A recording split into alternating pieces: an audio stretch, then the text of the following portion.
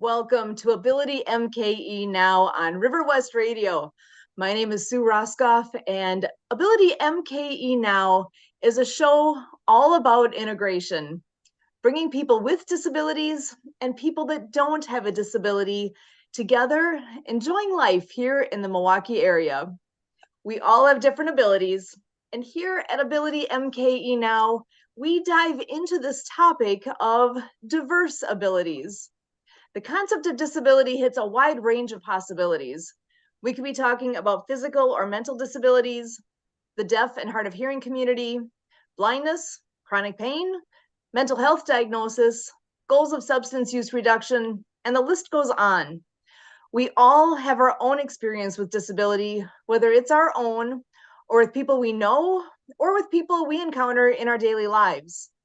Here at Ability MKE Now, we break down the barriers and celebrate the ability in all of us. I am excited to be here this evening with being a little nostalgic, actually.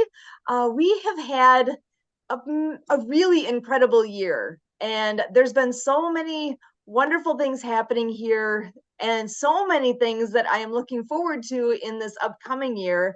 I want to just take a moment and look back actually on some of the amazing guests that we have actually had here, some of the stories we've had the privilege of sharing.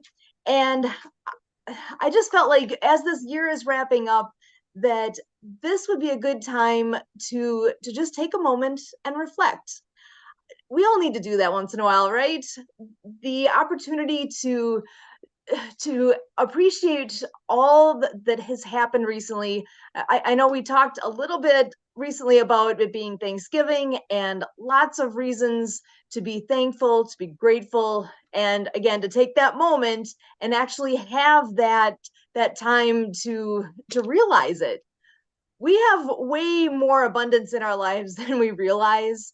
And among the blessings I count I count this show, this chance to reach out and talk about topics that a lot of times we don't take that moment to think about.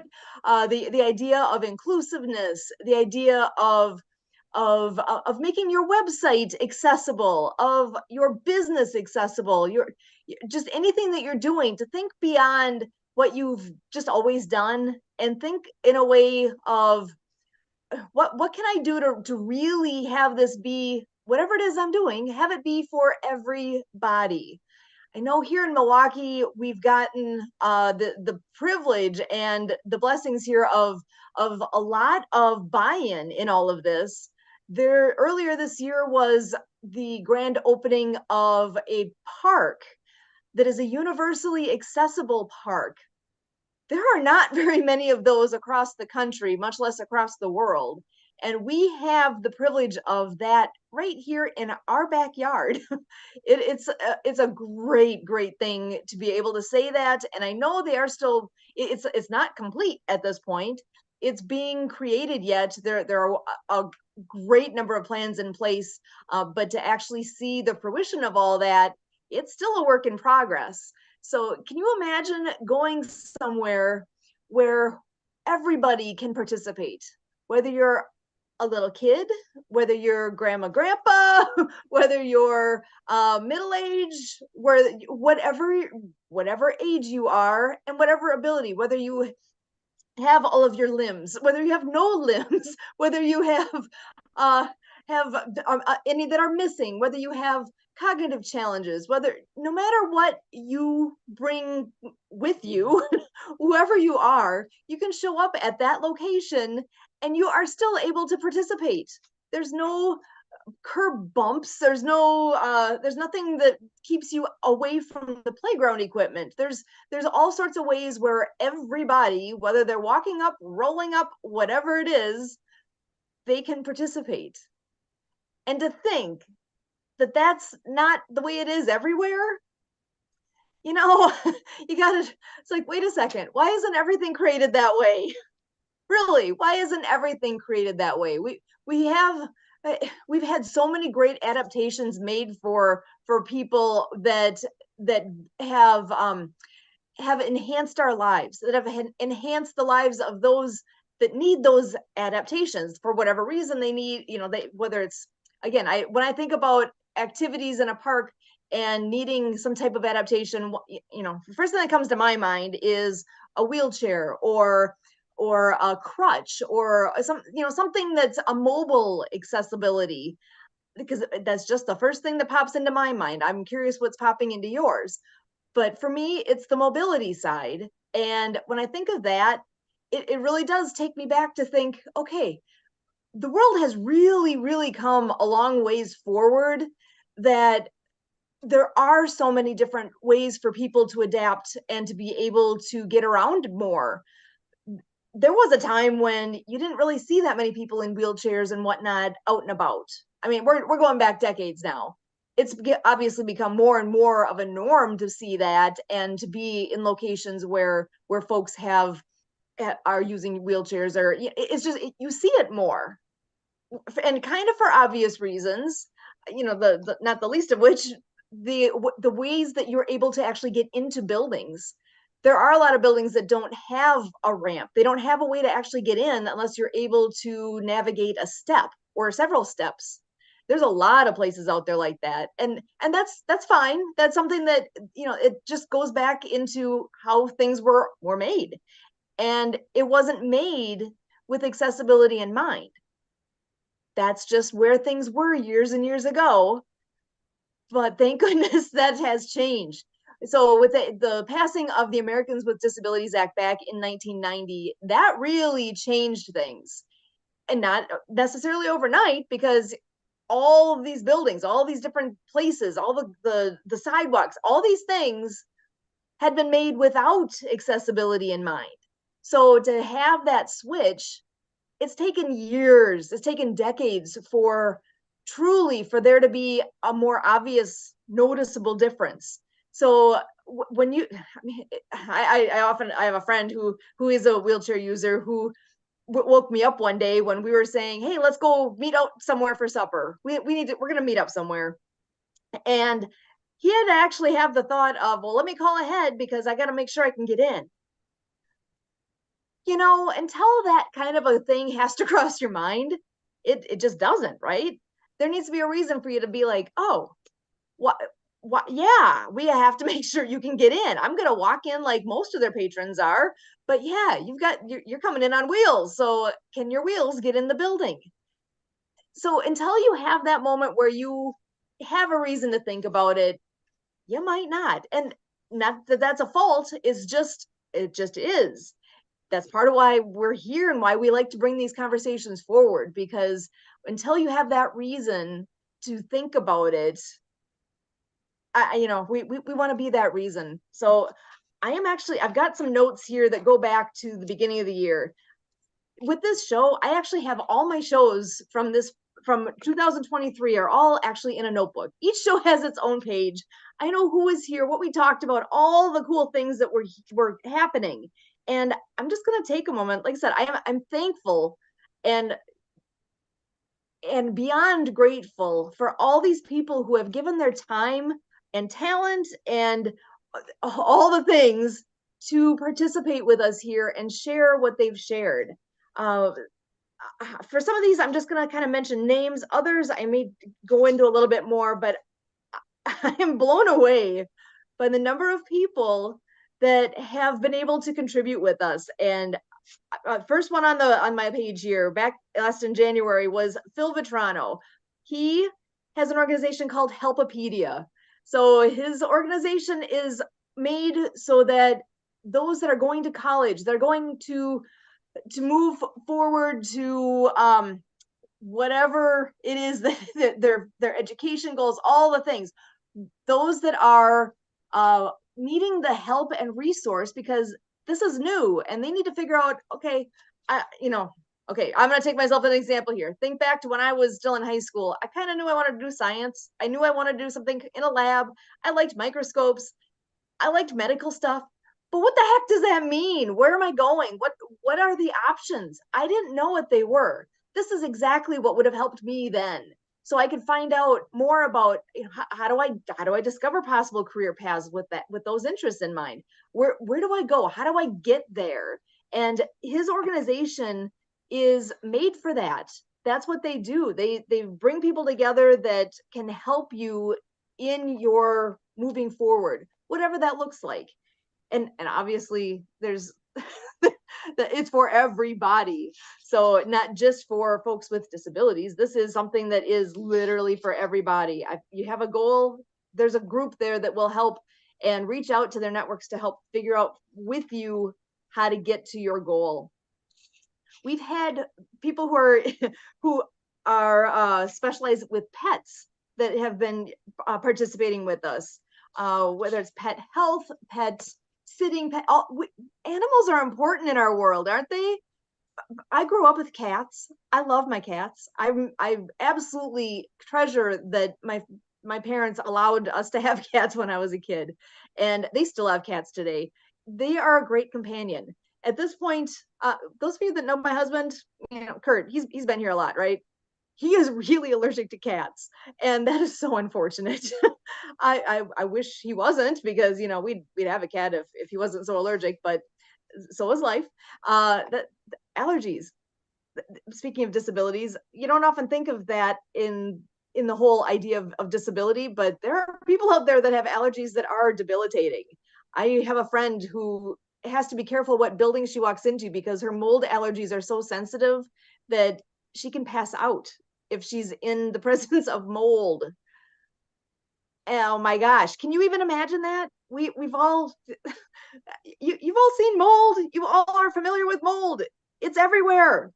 If there's a building that has too much actually in the building, it sets off her allergies to the point of dangerous for her. So there are lots of hidden disabilities within all of us. Anyway, that's a tangent, so sorry. Back to pets. We have a dog. We love our dog. She's not a service dog by any means. She will love on you as much as any other dog will, but it also brings me to that appreciation of companionship, of having someone who needs you, because our pets need us. They're not going to get by real easily on their own, right? They are part of our family. And people have also service animals, and obviously service dogs are the most common that we see, that we're used to. And it's nice that I personally am seeing them more and more out and about. It used to be a time where service animals were kind of a rare thing to see, and I personally see them more and more in these last handful of years. And I am going to take a moment to just put that note out there of, if you encounter somebody at the grocery store or at a restaurant or wherever you encounter them and they have a service animal, remember please that those service animals are working. And if we go over and distract them, then they're not going to be able to do their job, because as you see them, you don't necessarily know what their job is. It might be a mobility thing. It might be, like maybe they help somebody pick something up off the floor that they wouldn't be able to reach. It could be, though, that they are there to detect a medical condition with their person that they have been sensitized to be able to detect. And if we distract that animal, they won't be able to fully do their job necessarily. So often they have a vest on that says, please don't pet me. And there's a reason, right? Because they're working. You are very welcome, obviously, to ask the person, whoever their person is, if you may pet them. And don't be offended if they say no, because it's very possible they're going to say no, thank you. But there might be times where they are able to say yes. Every person is different, every animal is different, every situation is different. So just realize that is a thing. And until somebody tells you that, until that comes across you at some point, how would you know? And it's important. I'm so happy to know that service animals are becoming more and more common, and there are a lot of organizations out there that train animals and are getting them ready to be the best helper that they can be for their person, whoever that ends up being. So there's some really cool things happening there. Okay, flipping forward here, other guests that we've had. We had A. Garcia. She had, oh my goodness, she is a survivor and talks about post-traumatic growth and being vulnerable and being safe at the same time, that there's a way to move forward from trauma that happens in your life, whatever that trauma may be. There are ways to move forward, and help is available. So what she was able to bring is just, oh my gosh, she's somebody I haven't talked to in a long time. I need to revisit with her again. We have people who have specialized in connecting others. Did you know that you all have that magic power?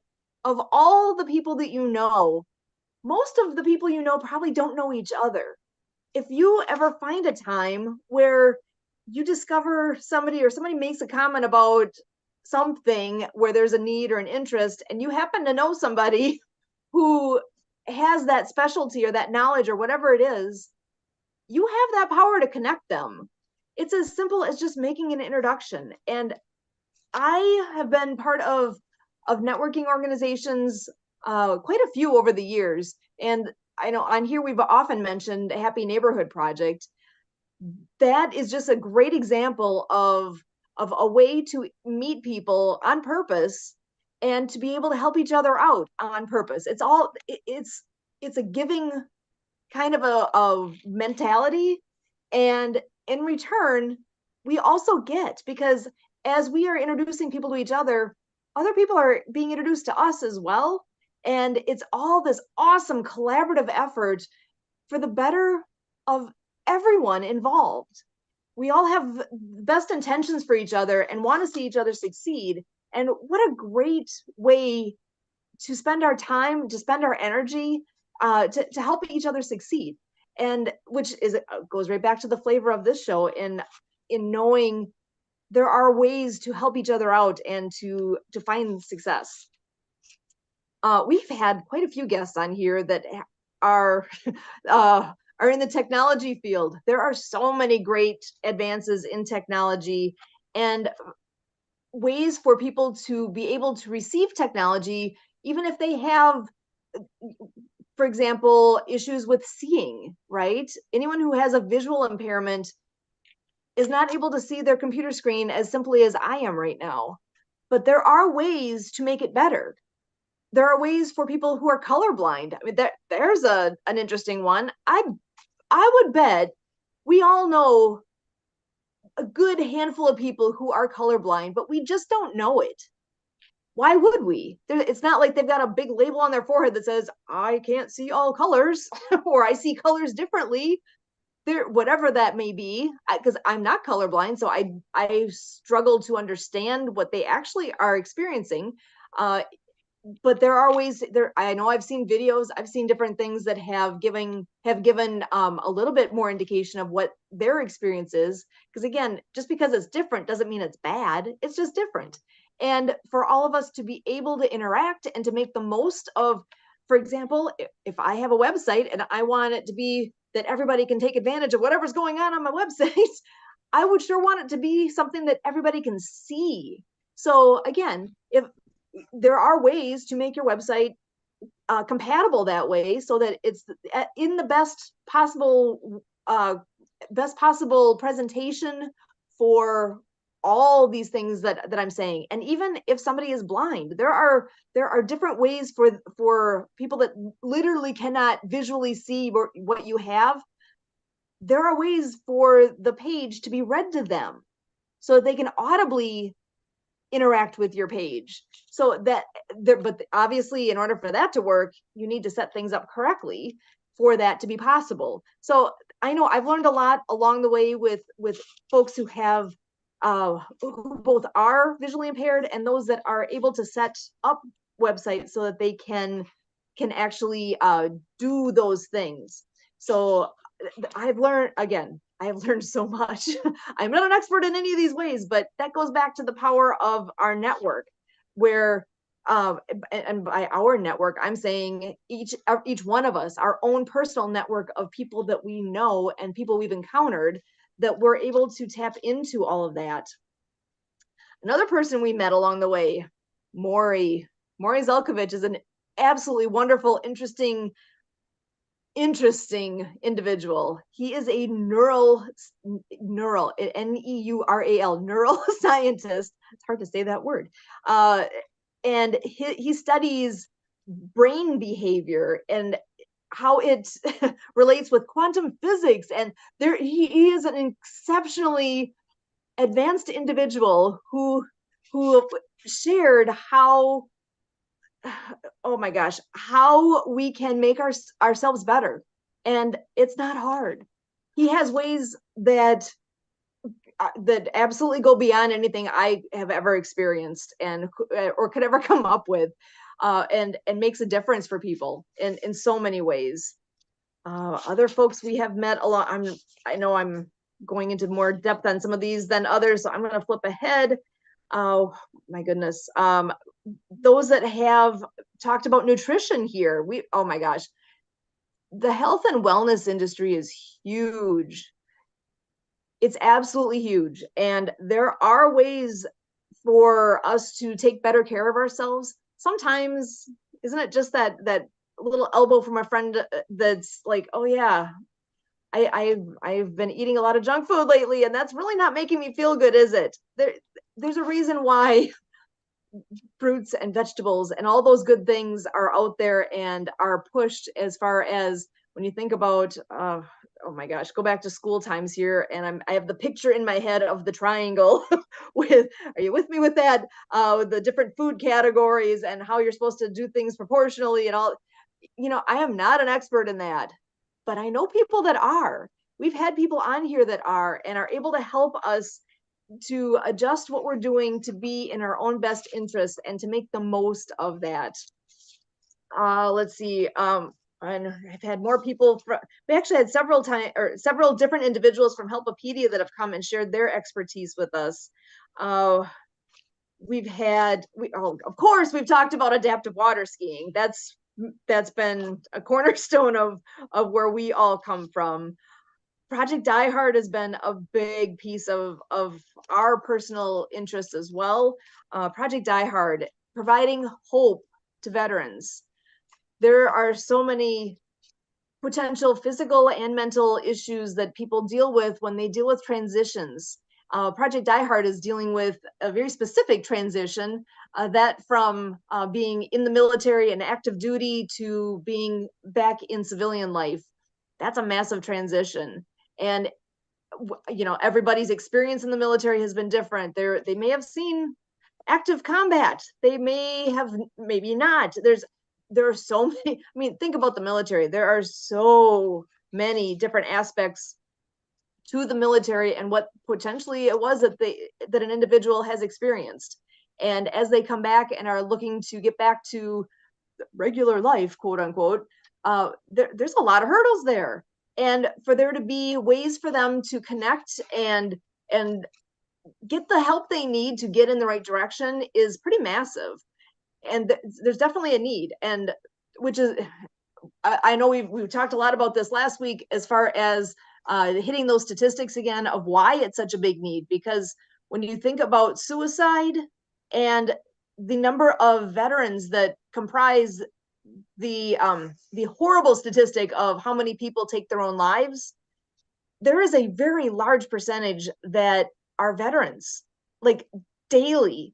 I have a hard time even relating to and relaying that information, because it still blows me away that it is such a massive issue. And that, again, that goes to mental health, right? There's some struggle going on there that they need help. We all have different points in time in our life where something's going on where we all need help, right? None of us is so perfect and strong that oh my gosh, I don't need anybody, I've never need help. That is so not the way it is for any of us, right? We all have moments in our life where reaching out and needing something, some way, somehow, is real. And to have a place where you, again, like what Project Die Hard is for those veterans, that there is a place for them to turn and to go. It's just a matter of knowing that exists, right? If you don't know it's there, you're not able to reach out. So that's, again, having that way to reach out is of ultimate importance, so that we can turn that statistic around.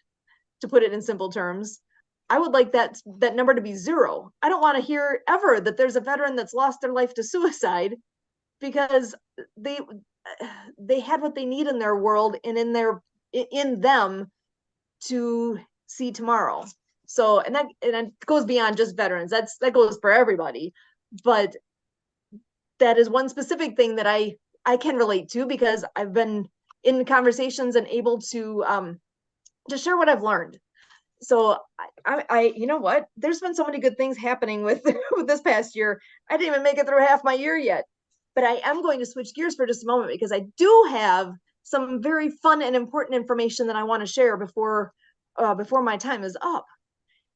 For those that are around River West Radio often, I'm sure you already know about this, but I am going to bring it up because I get to play with this fun piece as well. So the River West Radio bake sale. You all know about the bake sale? I hope you do by now because it's awesome. What a great idea. I'm so glad you guys are all putting this together and doing this.